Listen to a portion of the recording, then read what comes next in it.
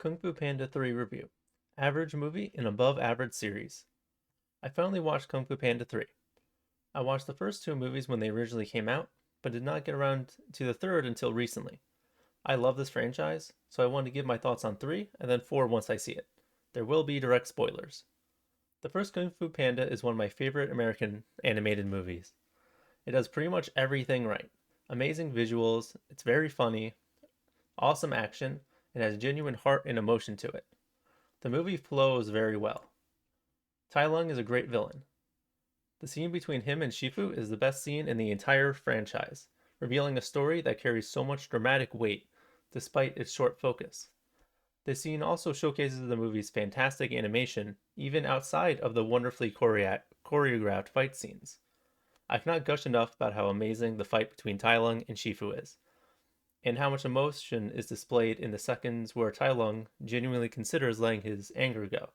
This movie was such a surprise gem. The fat jokes you'd think would get grating never really did, at least for me. And these jokes get executed on very well, even playing into his fighting style and motivation. Then 2 follows up on the first with another excellent movie that succeeds for most of the same reasons, while also feeling like a nearly perfect sequel. It has a much more mature tone throughout the movie that felt like it aged with its audience and with Poe himself.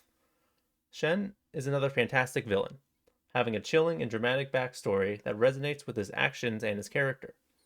With the first 2 movies, Poe genuinely comes out a developed and layered character. It felt like a perfect continuation of the series. I still like the first one the best, but this is another fantastic movie. Sadly, 3 does not reach the same heights as its predecessors. The movie feels more direct and on the nose with what it was going for, lacking the subtlety and richness of the first 2. The tone is one area where 3 suffers a lot. This movie has some emotions in it that it attempts to get to, but I don't feel like any of them really hit me that much. I think this movie balances the comedy and the drama the worst of the 3. I think there were more times where the jokes felt ill timed or unnecessary. Some of the seriousness is undercut due to the comedy side of things being too heavy on the scale. The movie does succeed at being funny like the others, but I felt more of them got a bit more repetitive. This movie feels like what everyone expected the first one to be before watching it, if that makes sense. And Kai just felt like a functional villain to me. He does not have a fraction of the presence Tai Lung and Shen did. His backstory with Oogway did not feel very substantial, especially if you compare it to Tai Lung and Shifu and Shen and Po. There is really not much emotional weight to him or his actions. I never felt much intensity the way I did with the others. He keeps the movie moving and does some cool stuff, but that is kinda it. As a character, there's really not much to him. A through-line theme of all these movies is Poe finding himself. He learns to believe in himself, confront his past, and in this movie discovers another side of his identity.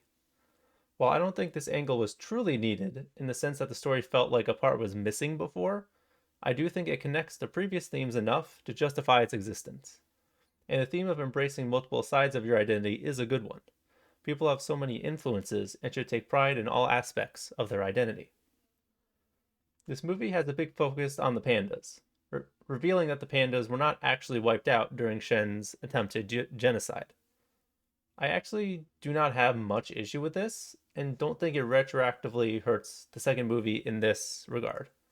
I don't think Poe being the very last panda specifically was needed for the last movie's story to work. The point was not that he was the last panda, it was about Shen being defeated by a panda, and that he failed to avoid his destiny.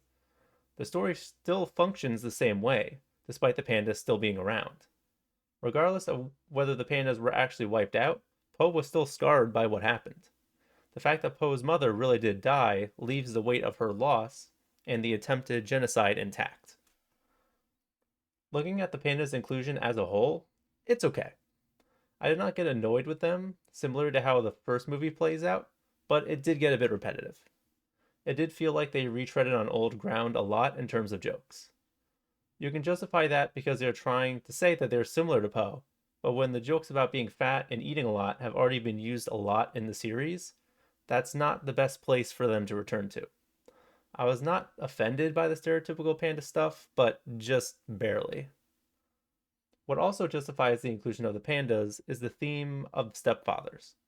This part was great, even if it does not feel especially deep or nuanced like most of this movie. It was great seeing both fathers make mistakes that I imagine many fathers have in their situation. Seeing them and Poe embrace each other was great to see. This side of things was simple, but it was nice. So, Kung Fu Panda 3 is a decent movie, but far below its predecessors. It has some solid comedy, albeit unbalanced. Funny with how much of the series focuses on balance. It has some cool action, but the dramatic weight of the fights and the choreography does not hold up to the past ones. Kai is a functional villain that does not bring any issues narratively or with his character, but he does not have anything truly likable or memorable about him.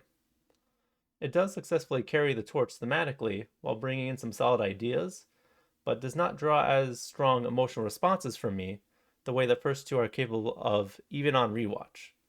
While it's not a bad movie, despite my mostly lukewarm and negative thoughts, it's difficult to not be harsh on it considering the quality of the first two. You can argue it may be partially due to nostalgia for the first two and my taste changing, but I've rewatched the first two multiple times and believe they still hold up as strong as before. So this is my first time talking about a series that's not Japanese. While anime is my favorite source of animated shows, I do love animated media as a whole. So while I will mostly continue to write and do these audio blogs on anime and manga, you may see more posts on non-Japanese animated things from time to time, such as a review of Kung Fu Panda 4. Thank you for listening.